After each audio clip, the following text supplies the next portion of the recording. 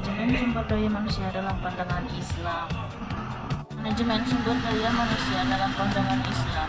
Manajemen sumber daya manusia dalam Islam itu adalah mengolah manusia sebagai aset utama organisasi. Tapi bukan soal tentang kerja, tapi bukan soal tanggung jawab kepada Allah Subhanahu wa Ta'ala. Pendekatannya simpel, seperti adil, amanah, dan sesuai dengan syariat Islam. Ini adalah prinsip-prinsip menjadi pedomannya. Yang pertama itu tauhid, yaitu setiap pekerjaan yang kita lakukan harus diniatkan karena Allah Subhanahu wa Ta'ala. Orang yang bekerja di SDM atau karyawan sekalipun harus tetap jujur, bertanggung jawab, dan berintegritas. Misalnya ada seorang HRD yang bekerja, dia harus memastikan semua sesuai aturan dan nggak melanggar aturan, dan juga tidak curang dalam membagai gaji. Yang kedua, adil dan amanah. Adil itu harus wajib, terutama soal perebutan gaji atau promosi. Amanah itu berarti kepercayaan dan tanggung jawab yang harus dijaga dan telah diberikan, jangan sampai disalahgunakan. Adapun dalilnya, innallaha ya'murukum an tu'addul amanati ila ahliha wa idza hakuntum bainan nas an tahkumu bil adl. Artinya Allah memerintahkan untuk menyampaikan amanah kepada yang berhak dan berlaku adil dalam menetapkan hukum. Quran surah An-Nisa ayat 58. Ternyata manajer mendapatkan promosi karena kinerjanya, bukan karena kedekatannya secara pribadi dengan atasan. Tiga, musyawarah. Kalau ada keputusan penting, musyawarah itu penting karena dengan diskusi semua pihak bisa merasa dilibatkan dan juga lebih transparan. Misalnya ada masalah antar pegawai, pemimpin itu bisa mengumpulkan mereka untuk membahas solusi bareng-bareng. 4. Keadilan dalam upah dan hak karyawan. Islam itu tegas dalam hal upah karena harus diberikan dengan jelas dan adil. Tidak boleh menunda dalam memberikan gaji kepada karyawan ataupun anggota. Ada pula hadisnya, atul ajira al-haru qabla an jafa'arakuhu. Artinya, bayarlah gaji pekerja sebelum keringatnya kering. Hadis riwayat Ibnu Majah. Misalnya ada sebuah perusahaan yang harus membayar gaji pegawainya sesuai dengan kesepakatan yang telah dilakukan. 5. Peningkatan kualitas individu. Manajemen SDM itu bukan cuma soal kerja, tapi juga bagaimana cara meningkatkan kemampuan karyawan baik secara profesional maupun ibadahnya kepada Allah Subhanahu wa Ta'ala. Misalnya ada sebuah perusahaan yang rutin mengadakan pelatihan pada karyawannya dan juga mengadakan pengajian agama untuk membangun karakter dan akhlak karyawan. Keenam, keseimbangan dunia dan akhirat.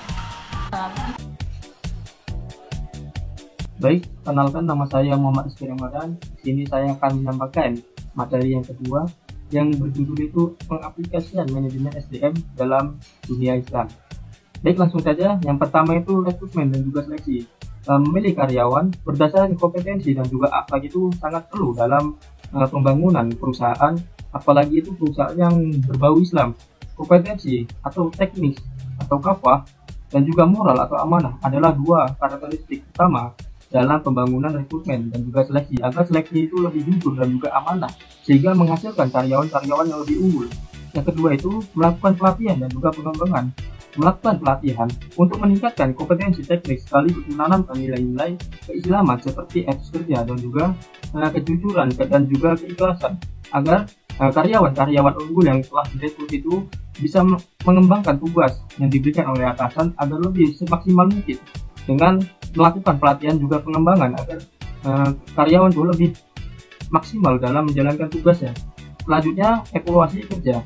Setelah melakukan rekrutmen dan juga seleksi, melakukan pelatihan juga pengembangan, langkah selanjutnya kita harus melakukan evaluasi kerja. Evaluasi ini sangat penting agar dilakukannya dengan adil dan juga transparan. Pemberian penghargaan agar karyawan itu merasa dihargai dengan apa yang telah dikerjakannya, supaya karyawan itu tidak bosan gitu, sedang kerja tapi nggak ada manfaatnya bagi mereka. Maka dari itu, sebagai atasan, kita itu harus memberikan penghargaan atau reward kepada karyawan-karyawan tersebut agar lebih semangat lagi untuk bekerja. Hal tersebut juga kita harus memberikan sanksi atau disiplin lah gitu, agar karyawan itu lebih sesuai dengan apa yang dilakukannya, agar sesuai dengan prinsip keadilan yang telah ditetapkan sebelumnya oleh perusahaan tersebut. Assalamualaikum warahmatullahi wabarakatuh. Nama saya Fatia Zardamani. Saya ingin membahas tentang keunggulan MSDM Islam. Ada beberapa keunggulan MSDM Islam. Yang pertama yaitu keadilan dan kesejahteraan. Dalam manajemen SDM Islam, prinsip keadilan dan kesejahteraan sangat diutamakan.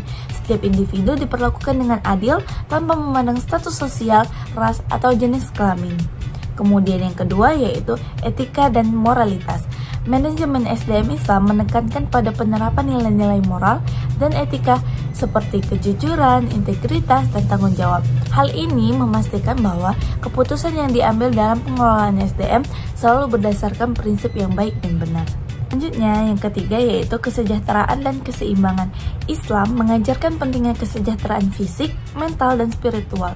Oleh karena itu, manajemen SDM Islam berfokus pada pengembangan kesejahteraan karyawan secara holistik, tidak hanya dalam aspek materi, tetapi juga dalam aspek batiniah dan spiritual.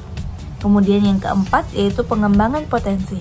Islam mendorong pengembangan potensi manusia, baik dalam hal kepribadian, keterampilan, pengetahuan, maupun karakter. Manajemen SDM Islam mendukung pembelajaran terus-menerus dan peningkatan kapasitas individu untuk mencapai kinerja optimal seiring dengan pencapaian tujuan pribadi dan organisasi. Hey, you.